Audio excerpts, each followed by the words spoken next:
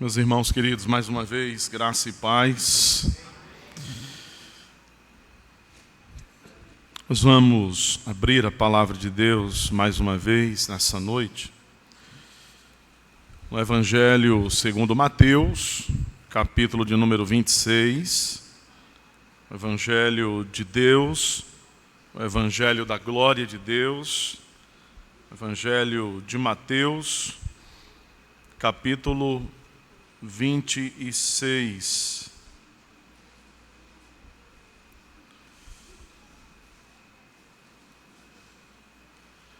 Nós vamos ler a partir do versículo 47 e vamos fazer esta leitura até o versículo 56.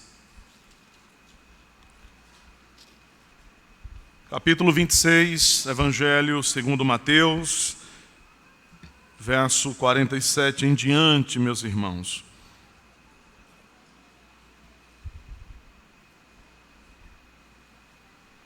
Diz assim a palavra de Deus: Falava ele ainda, e eis que chegou Judas, um dos 12, e com ele grande turba, com espadas e porretes, vinda da parte dos principais sacerdotes e dos anciãos do povo. Ora, o traidor lhes tinha dado este sinal: aquele a quem eu beijar é esse, prendei-o. E logo, aproximando-se de Jesus, lhe disse: Salve, mestre! E o beijou. Jesus, porém, lhe disse: Amigo, para que vieste? Nisto, aproximando-se eles, deitaram as mãos em Jesus e o prenderam. E eis que um dos que estavam com Jesus, estendendo a mão, sacou da espada e, golpeando o servo do sumo sacerdote, cortou-lhe a orelha. Então Jesus lhe disse: Embainha a tua espada, pois todos os que lançam mão da espada, a espada perecerão. Acaso pensas que não posso rogar a meu Pai e ele me mandaria neste momento mais de 12 legiões de anjos? Como, pois, se cumpririam as Escrituras, segundo as quais assim deve suceder? Naquele momento disse Jesus às multidões: Saístes com espadas e porretes para prender-me como a um salteador?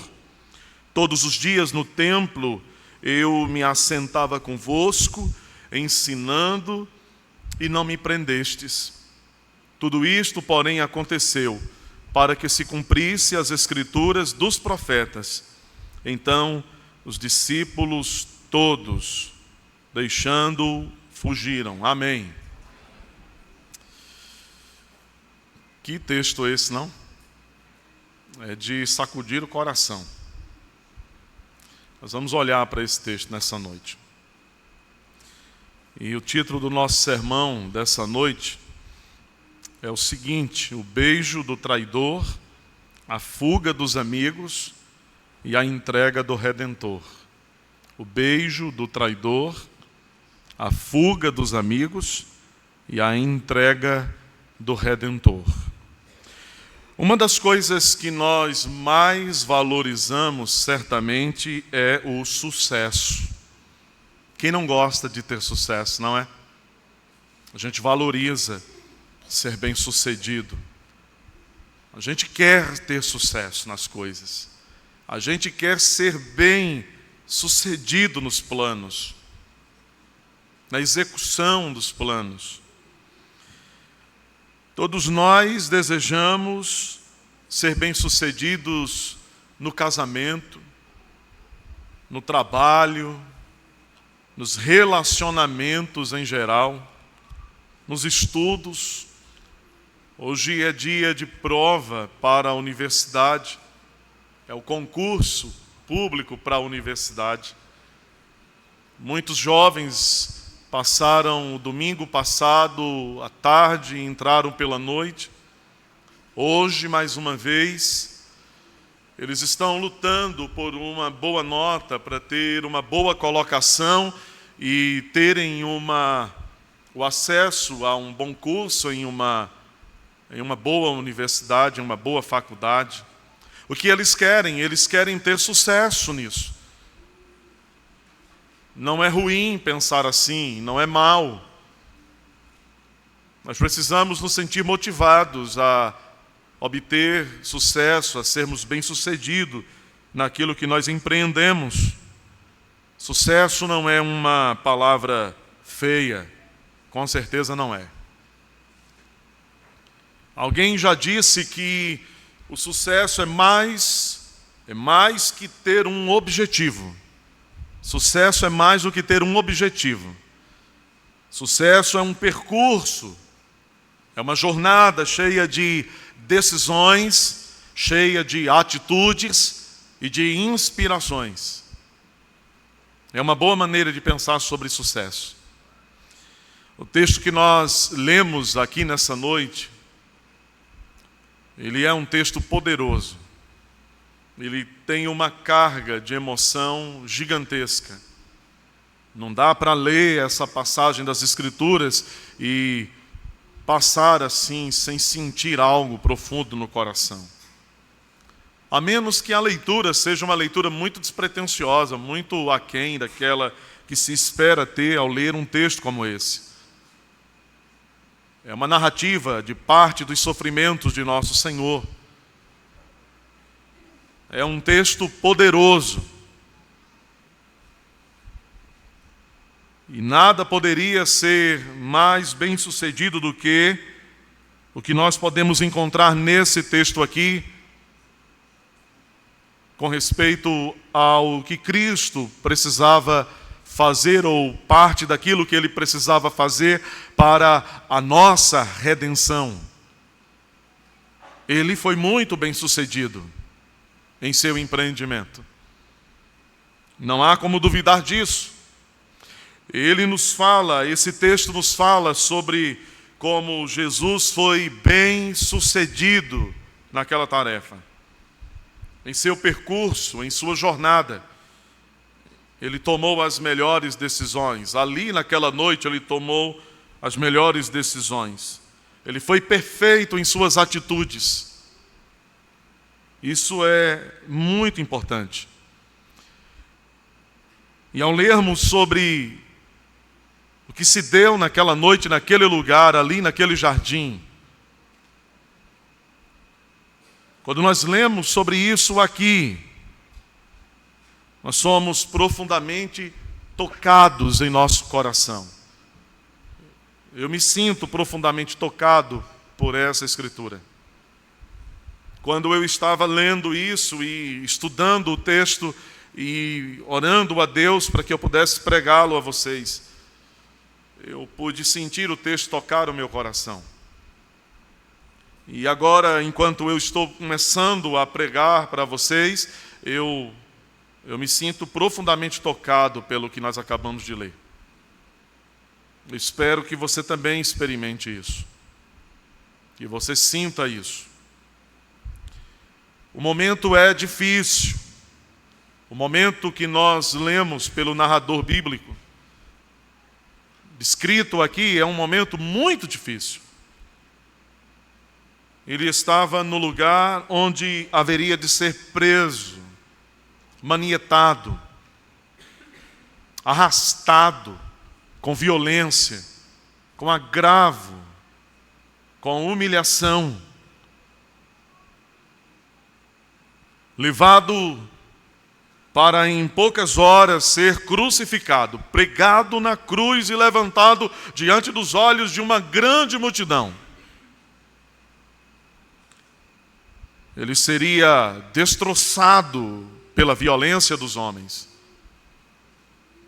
Partida a sua carne, como há pouco tempo ele havia dito, enquanto estava com os discípulos na ceia, ele disse: este é o meu pão que é partido em favor de vocês.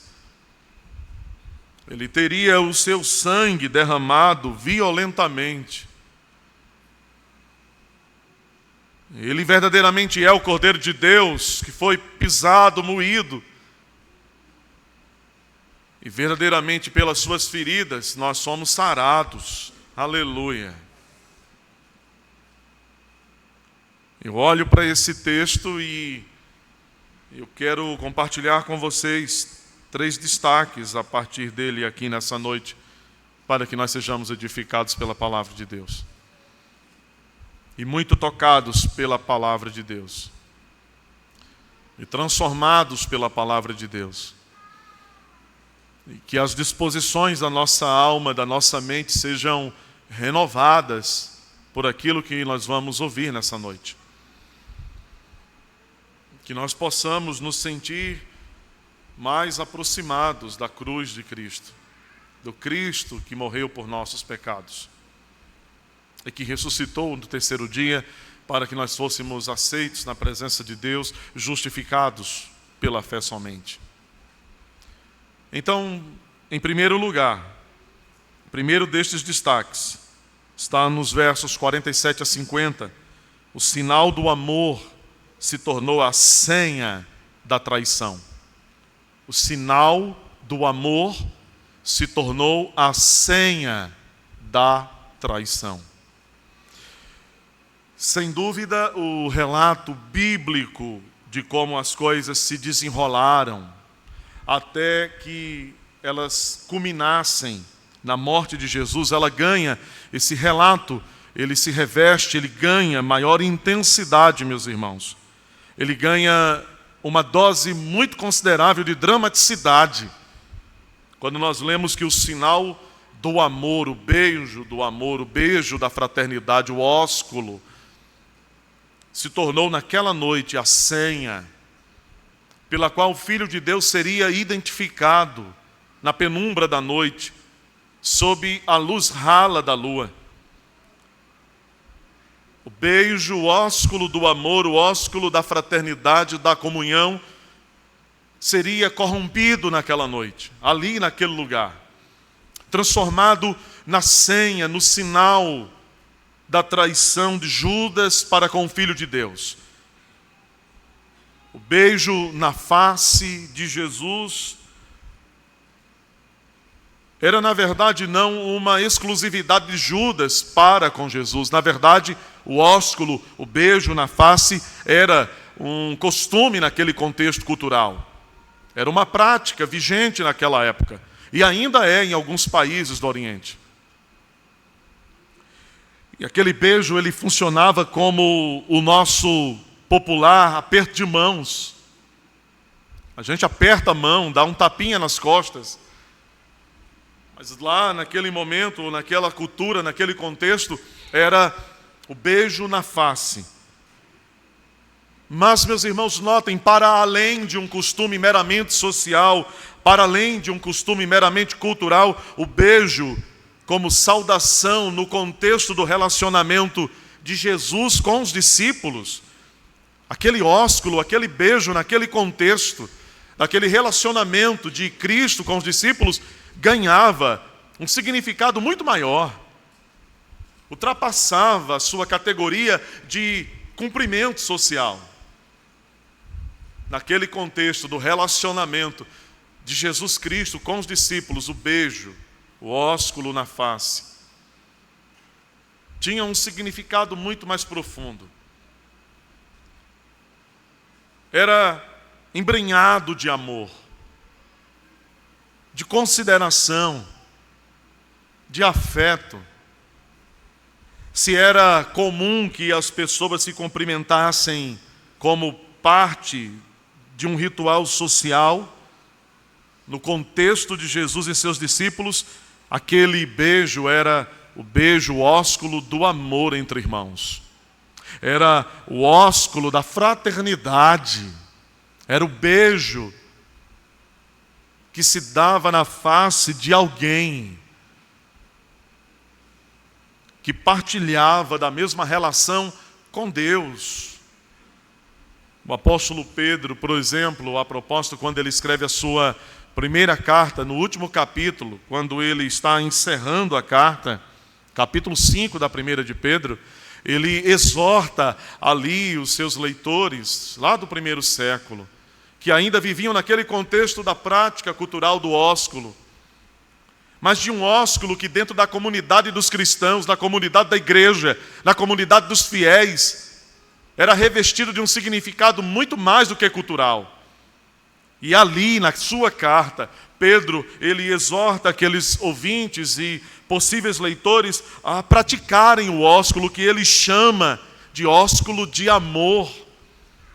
E também Paulo, o apóstolo Paulo, quando ele escreve duas de suas cartas, carta aos Romanos, no capítulo 16 e no verso 16, e a primeira carta aos Coríntios, capítulo 16 e versículo 20, Paulo, ele fala para a igreja, ele exorta a igreja, instrui a igreja duas vezes, para que a igreja pratique o ósculo que Paulo chama de santo. Para a igreja, o ósculo era o ósculo de amor. Para a igreja, no primeiro século, o ósculo era o ósculo santo, era o beijo santo.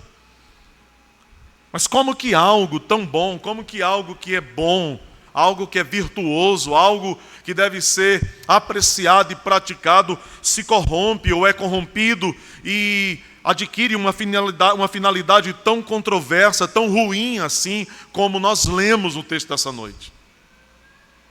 Aquele beijo era parte do plano para prender Jesus. O beijo de Judas não era o ósculo santo, o beijo de Judas não era o ósculo do amor, não era o ósculo da fraternidade. O beijo de Judas era parte de um plano construído para identificar Jesus e prender Jesus. E aqui, meus irmãos, nós temos uma amostra de como algo bom pode ser instrumentalizado para o mal. Nós temos aqui uma amostra de algo cujo significado era a celebração do amor, como isso foi usado por Judas, para que os pecadores não errassem o alvo naquela noite. Aquele que eu beijar é esse. Aquele na face que eu tocar com os meus lábios, aquele em quem eu colocar o ósculo, é esse, prendei-o. Ele é o homem, ele é o alvo de vocês. Arrastem-no. Levem ele como vocês quiserem. Judas era o guia dos pecadores ali. O seu beijo se tornou então o emblema da loucura daquele homem. O seu beijo se tornou o selo de sua rebelião contra Deus. E diz o texto então sagrado, a palavra de Deus, o texto que lemos no verso 47, diz assim, diz o texto, que Jesus ainda falava com os discípulos. Ele esteve um tempo orando em grande e profunda agonia. Ele tinha deixado alguns dos discípulos com ele em um lugar à parte e se retirara para orar mais pessoalmente, individualmente. E depois daquele processo de oração, em que 3 vezes ele vai aos discípulos e ele os incomoda porque eles não puderam vigiar com o Senhor 1 hora. Então, saindo daquele momento, estando agora todos os discípulos, menos Judas, com o Senhor naquele lugar, enquanto o Senhor falava a eles, enquanto Jesus estava ainda falando com aqueles discípulos, então diz o versículo 47 que Judas chegou e diz o texto que ele era um dos 12.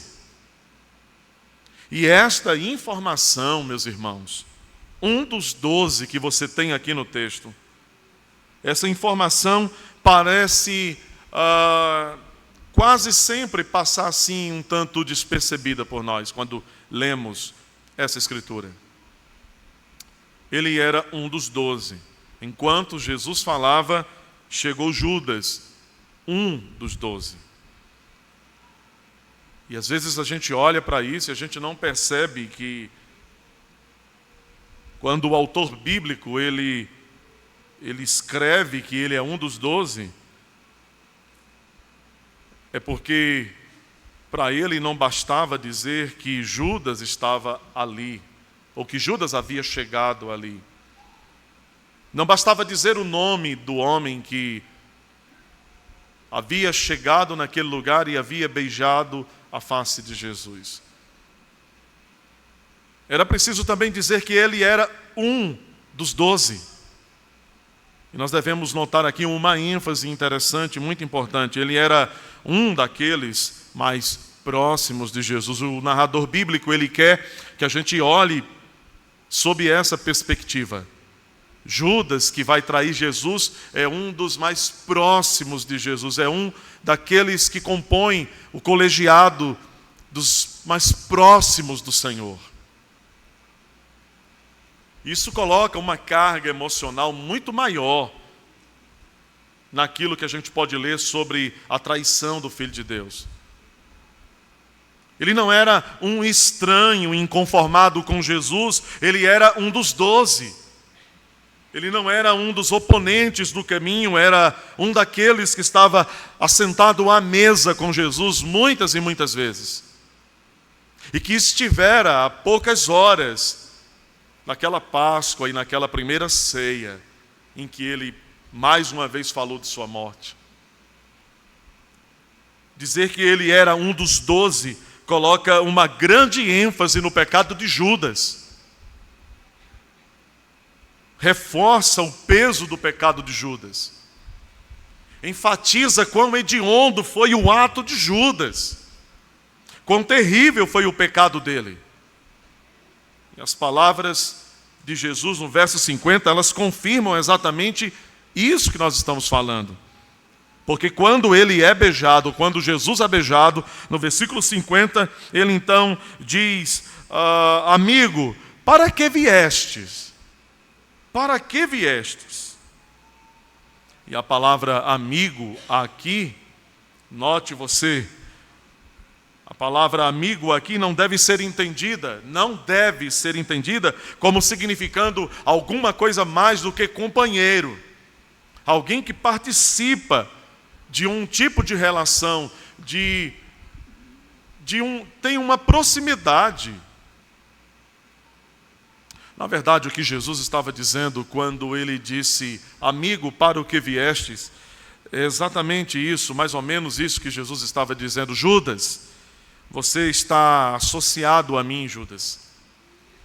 Você é um daqueles que eu escolhi para estar comigo, Judas. Você tinha acesso que outras pessoas não tinham a mim. Você estava próximo a mim. Você fazia parte, Judas, do conselho dos apóstolos. Você teve um lugar mais próximo a mim todo esse tempo. Você é um dos componentes do conselho apostólico, Judas. O que você veio fazer agora? Você entende o que Jesus está fazendo ali? Ele está chocando os sentimentos de Judas.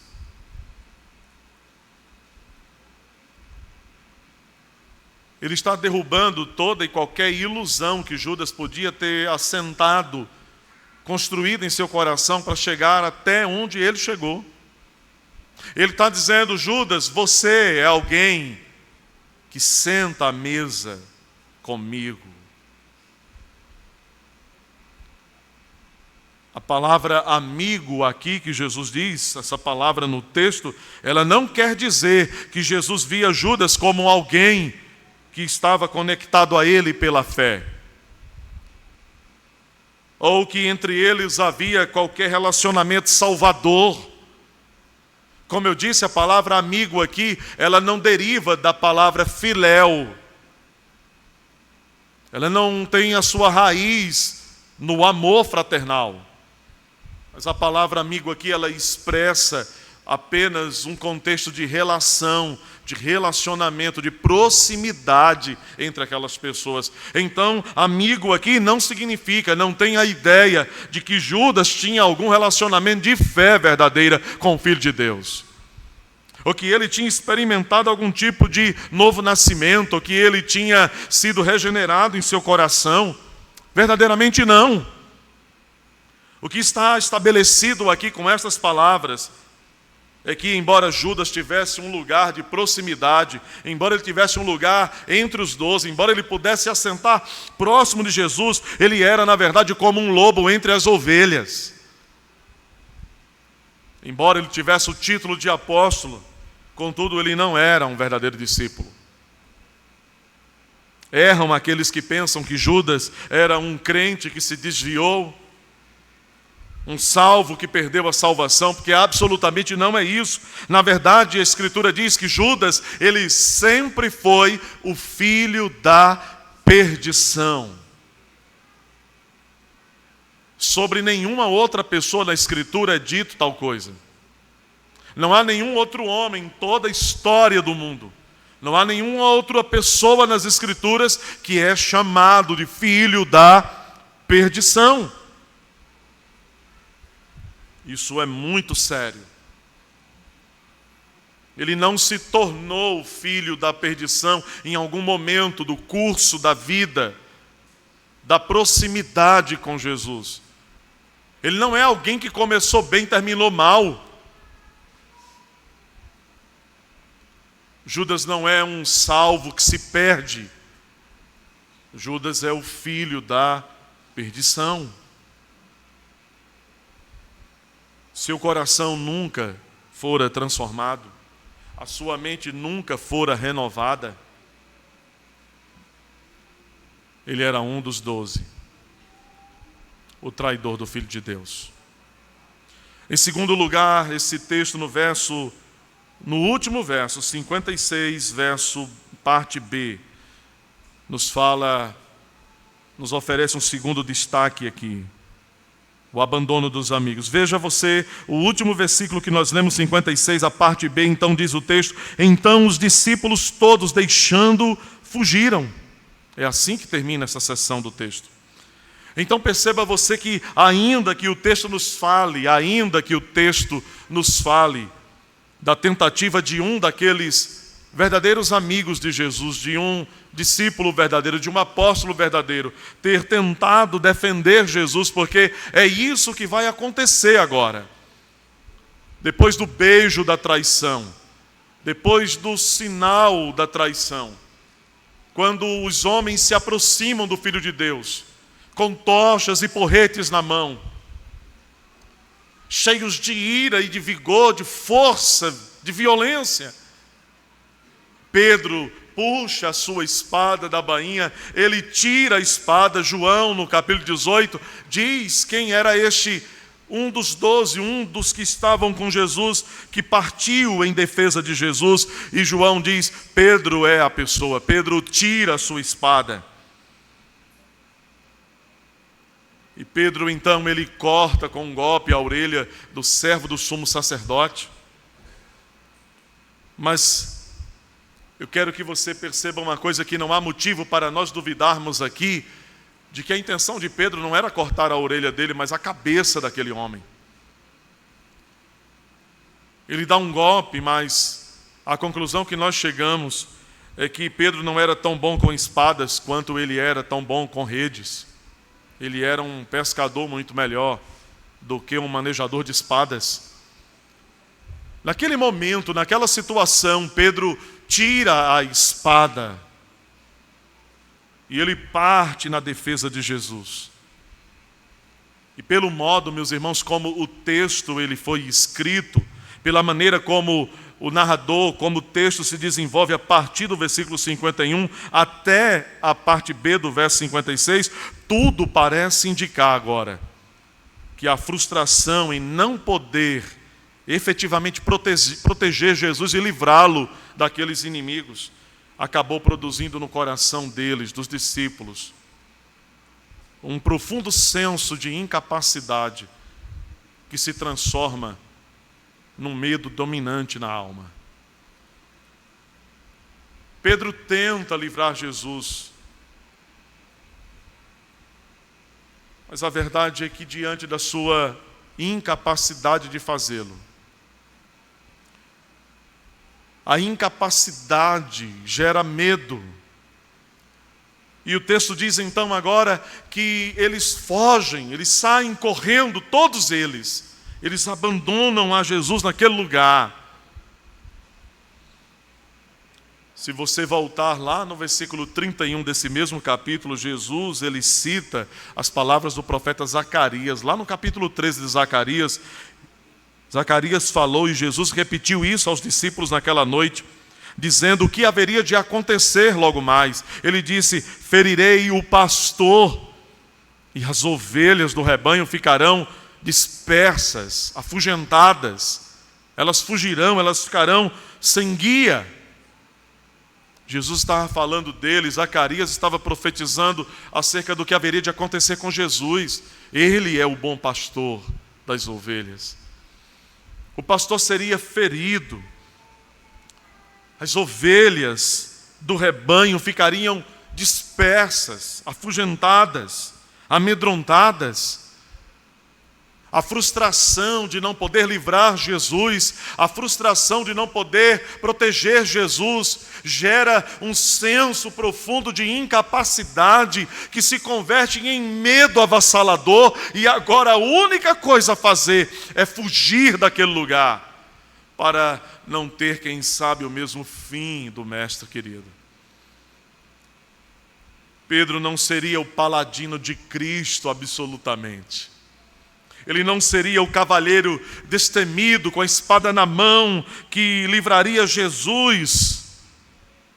Note você que quando Pedro tem essa atitude, verso 51, cortando, golpeando a orelha do servo, embora ele tenha pretendido atingir a cabeça em cheio, no verso 52, Jesus então diz a Pedro: Pedro, coloca a tua espada na bainha, Pedro. Guarda esse instrumento. Porque se você pensar, Pedro, em enfrentar esse tipo de batalha pela espada, você perecerá pela espada. Parece que Jesus está falando alguma coisa do tipo: existem as armas certas para as batalhas apropriadas. Não se guerreia uma batalha ou com qualquer tipo de arma. E certamente, Pedro, não é com espadas que você vai ter sucesso. Guarda essa espada.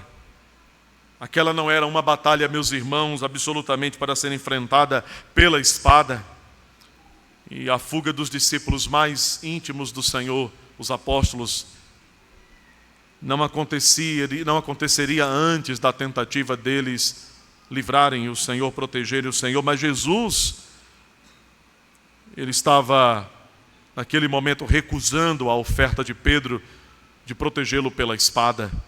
Jesus está dizendo: guarda essa espada, Pedro, eu não preciso disso. Não é isso que eu quero, Pedro. Pedro está oferecendo a sua força, a sua coragem em puxar a espada, em ir para cima. Mas Jesus está recusando a oferta de proteção daquele apóstolo querido do Senhor. O Senhor o amava. Ele amava a Cristo, acredite. Jesus amava Pedro. Ele amava todos aqueles discípulos dele. Mas ele está dizendo: Pedro, não é assim. Não é assim que as coisas devem seguir. Não é o rumo das coisas, Pedro. Não é por meio de armas carnais que se enfrenta essa batalha agora, Pedro.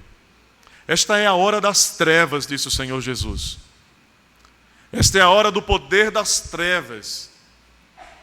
É a hora em que as trevas se erguem e parecem acreditar que eles estão vencendo. Jesus está sendo preso.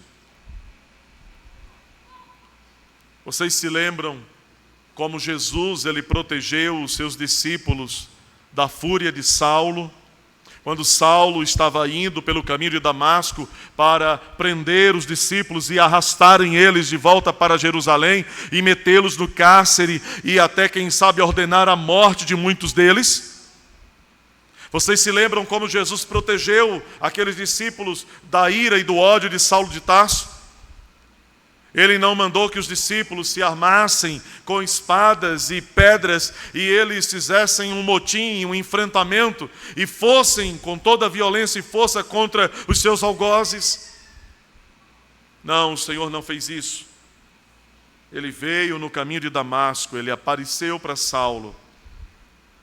Ele usou as armas do seu poder glorioso. Ele fez com que aquele homem forte, aquele homem destemido e corajoso, determinado, fosse ao chão, sem o poder das espadas. Ele apenas apareceu e aquele homem forte e vigoroso, ele perdeu as forças. Ele viu uma luz radiante dos seus olhos e ele não pôde ficar com os olhos sãos, ele ficou cego 3 dias. E ele não voltaria a ver novamente, a menos que o Senhor tivesse mandado um dos seus servos orar por ele para que ele fosse curado. Então ele não é um Cristo fraco, frágil. Saulo de Tarso tinha em suas mãos armas carnais, mas Jesus não usou coisa semelhante. Ele dobrou o coração de Saulo, ele dobrou a vontade de Saulo com o seu poder glorioso. Ele apareceu para aquele homem, e quando Jesus aparece para alguém, as coisas mudam completamente. A sua luz brilhou em nosso coração. O nosso coração era dominado pelo poder do pecado. E as trevas cegavam os nossos olhos. E toda a nossa disposição para com Deus era tola, era vã, era pecaminosa. Era centrada na nossa justiça própria. Era centrada na nossa capacidade. Então ele, pela fé, apareceu para nós também. E o modo como ele apareceu para mim e você não é menos em importância ou eficácia em virtude do que o modo como ele apareceu para Saulo. Porque o nosso coração também foi transformado como o de Saulo. E a mesma esperança que aquele homem recebeu desde o caminho de Damasco, nós também recebemos. A mesma graça, a mesma virtude, o mesmo Espírito, o mesmo dom, a mesma vida, aleluia. Sem diferença de proporção. Mas quando Jesus então manda Pedro guardar aquela espada, o que Jesus está dizendo é: Pedro, os métodos carnais não promovem a glória de Deus. Guarda a espada. Bem disse Ryle, comentarista bíblico, a espada tem uma utilização legítima e peculiar. Ela pode mesmo tornar-se necessária a fim de evitar uma confusão, o roubo e a violência em um país, mas Ryle diz que a espada jamais pode ser empregada na propagação e na manutenção do Evangelho. Não são pelas armas que o Evangelho é pregado. Não são pelas espadas dos homens, não são pelas espadas carnais, não são pelas armas carnais que o Evangelho é pregado aos homens, que os homens são convencidos da verdade do Evangelho, que a verdade do Evangelho é mantida e sustentada pela igreja. A própria palavra é a verdadeira espada do Espírito, é pelo poder de Deus. Ele é poderoso e a sua palavra é poderosa e o seu Evangelho é poderoso. E é por isso que eles permanecem para sempre. Seca-se a erva, murcha a sua flor, mas a palavra do Senhor permanece para sempre. O cristianismo não pode obrigar as pessoas a crerem em Jesus pela força e violência. Não é por força e violência, mas é pelo meu Espírito, diz o Senhor.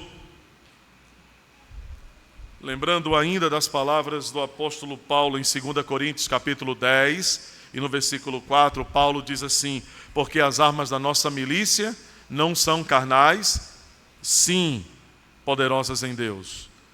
As armas de Deus são superiores às armas humanas.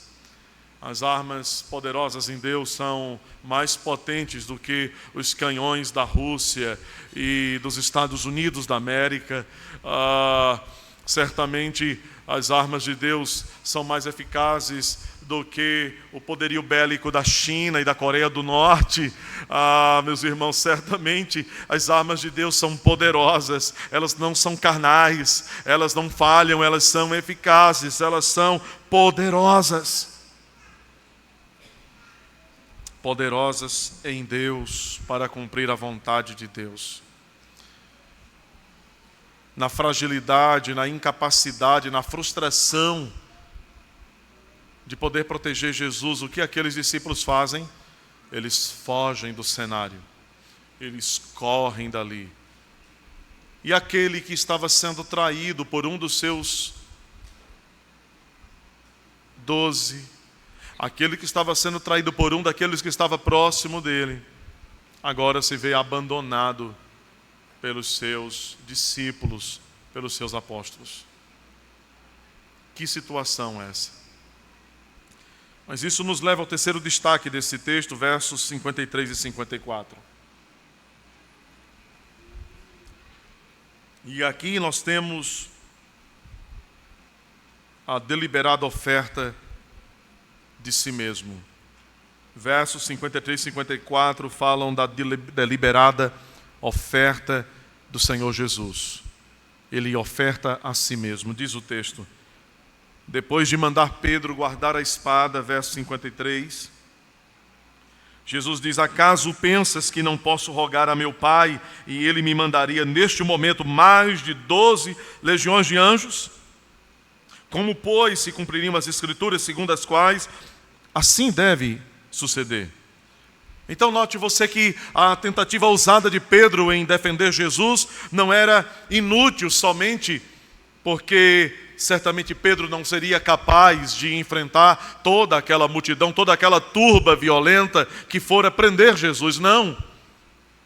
A tentativa de Pedro não era um fracasso, não era inútil, não apenas porque ele era talvez o único com uma espada, quem sabe, o único armado para enfrentar uma turba, certamente ele seria vencido, mas a sua tentativa de livrar Jesus não é inútil apenas por esta constatação factível. A sua tentativa de proteger Jesus, e ainda que cada um dos outros tivessem as suas próprias espadas naquele lugar, seria cada uma daquelas tentativas e cada um daqueles homens inúteis para proteger Jesus, porque afinal de contas, este era o curso que ele deveria seguir. Ele deveria ser preso pelos seus inimigos, e ele deveria sair vitorioso ao terceiro dia. Era inútil toda a tentativa de protegê-lo, de livrá-lo, porque na verdade Jesus, ele se entrega nas mãos dos seus inimigos. Ele quer isso, ele veio para fazer isso. Guarda a espada, é inútil que vocês tentem me defender, me proteger. Eu quero me entregar, eu me dou, eu me oferto a mim mesmo. Ele está dizendo a Pedro: Pedro, você pensa que eu não poderia pedir ao meu Pai que Ele me enviasse agora mesmo mais de 12 legiões de anjos? O que Jesus está dizendo é: Pedro, você acha que eu estou sendo traído, que eu estou sendo preso, que eu vou ser levado de vocês, porque eu não posso me livrar desses homens, porque eu não posso me manter a salvo, salvar a mim mesmo? Você pensa realmente que é isso, Pedro? Pedro, eu poderia pedir ao meu Pai agora mais de 12 legiões de anjos. E considerando o contexto romano de uma legião, o que Jesus está dizendo para Pedro, em questões de números mais claros para nós, é o seguinte: Pedro, você acha que eu não poderia pedir que meu Pai me mandasse agora mesmo mais de 72 mil anjos para me livrar? Vocês sabem o que um único anjo fez ao exército assírio? Ele matou mais de 75 mil homens. Um único anjo, numa única noite. O que você acha que mais de 72 mil anjos poderiam fazer? que Jesus quer dizer é: Pedro, as coisas estão seguindo o seu curso. Raio lembra ainda que teria sido muito fácil para Jesus acabar com seus inimigos, fazer assim, transformá-los em nada, se ele quisesse.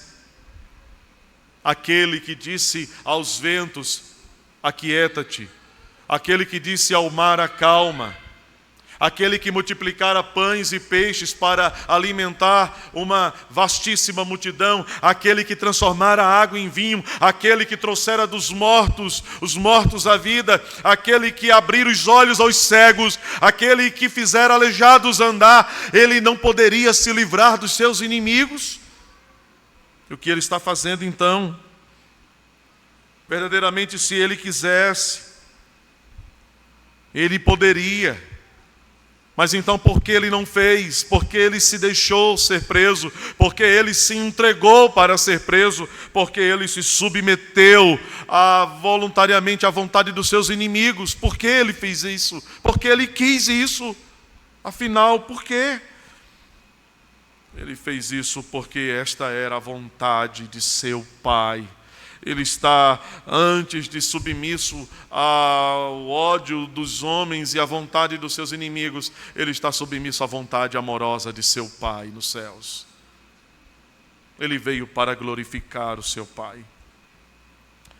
William Hendricks, importante comentarista do Novo Testamento, ele comentando essa passagem, ele diz de forma muito acertada que aquele que em resposta à sua súplica poderia receber imediatamente de seu Pai mais de 72 mil anjos para defender-se, certamente não precisaria de uns poucos discípulos fracos e amedrontados. Certamente ele não precisaria de Pedro com espada, ou de outros discípulos com paus e pedras para defendê-lo. O versículo 54 diz que assim as coisas estavam acontecendo para que as Escrituras se cumprissem. E todas as vezes que você lê isso nas Escrituras, significa que Deus estabeleceu um plano prévio. Ele elaborou esse curso. E ele é um arquiteto muito perfeito. Ele é um projetista de sucesso. Tudo aquilo que ele planeja e elabora, ele põe em execução e ele faz com que cada coisa aconteça no seu devido tempo e lugar, para que ele seja glorificado. Tudo que as Escrituras do Antigo Testamento, tudo que o Antigo Testamento, tudo que os profetas do Antigo Testamento haviam falado sobre Jesus, estava exatamente se cumprindo ali naquela noite. Ele estava completamente submisso à vontade de seu Pai, para levar a efeito o glorioso plano da redenção dos pecadores. Ele aceitou ser traído por Judas. Ele recebeu o sinal do amor que se transformou na senha da traição. Ele se permitiu ser abandonado pelos seus amigos, porque ele estava deliberadamente se entregando em nosso favor, para a nossa salvação. O que nós podemos extrair, meus irmãos, desse texto, mais do que tão boas e tão seguras informações? O que mais nós podemos extrair além de informação correta quando lemos esse texto? E eu gostaria de dizer a vocês, a título de conclusão, que aqui nós aprendemos quão singular, quão precioso é o amor do nosso Salvador. O seu peito verdadeiramente explodiu de amor. Quão singular é o amor do nosso Salvador, que mesmo sendo traído, ele não se enfureceu, ele não se irou, ele não respondeu em ira, ele não lutou contra aqueles que o traíram. Nós aprendemos, meus irmãos, que mesmo tendo ele sido abandonado em hora tão difícil de sua vida, Aprendemos e sabemos que Ele conhece a estrutura de cada um de nós. Ele conhecia aqueles discípulos. Ele conhecia João, Bartolomeu, Pedro. Todos, cada um deles, Ele conhecia Judas. E nós aprendemos que quando ele é abandonado pelos seus amigos em hora tão difícil, ele conhece a estrutura, a fragilidade, a limitação dos seus servos, a nossa fragilidade e as nossas limitações, e aqui nós recebemos um grande conforto para o nosso coração, meus irmãos, tão frágil e tão limitado como ele é. Nós encontramos grande conforto, nós que também somos assim tão vacilantes, quando nós sabemos que Ele não abandonou aqueles discípulos. Ele levantou-se dos mortos, Ele foi ao encontro deles naquele domingo. É muito significativo isso. Ele vai ao encontro daqueles que o haviam abandonado naquela noite. Assim como Ele sempre está conosco, Ele disse: eu vou estar com vocês todos os dias. Sabe, eu vou estar com vocês em todo o tempo, até o fim dos séculos. Mesmo que vocês sejam tão frágeis como aqueles discípulos, mesmo que o coração de vocês vacile muitas vezes como aqueles discípulos, mesmo que vocês sejam invadidos pela frustração, mesmo que vocês sejam invadidos por um senso de incapacidade, e esse senso de incapacidade produza medo, ele diz: o meu amor lança fora todo o medo. E ainda que vocês vacilem, e ainda que vocês tentem de alguma forma se manterem um pouco distantes de mim, como aqueles discípulos fugiram, eu não vou abandonar vocês. Ele está dizendo: eu sempre vou estar com vocês, junto de vocês, em todo o tempo com vocês. Ele nunca nos abandona. E por fim, nós recordamos aqui a grande misericórdia de Deus por meio de seu Filho, na entrega voluntária de si. Nós nos lembramos da grande misericórdia de Deus por nós. Essa misericórdia nos alcançou. Ela veio ao nosso coração. A misericórdia de Deus veio a nós quando o seu Filho se deu em nosso próprio resgate. Portanto, além ou para além de informação correta e verdadeira que esse texto possa te dar, que você nessa noite possa sair daqui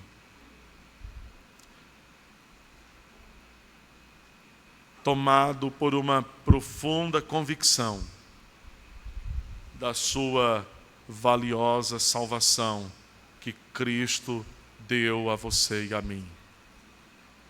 E que essa convicção seja convertida ou transformada em ações de graças, em louvor ao Deus da nossa salvação. Ele foi beijado, traído, abandonado e se entregou voluntariamente. Mas ele não continuou morto. Ele ressuscitou para o nosso bem, para a nossa alegria. Amém.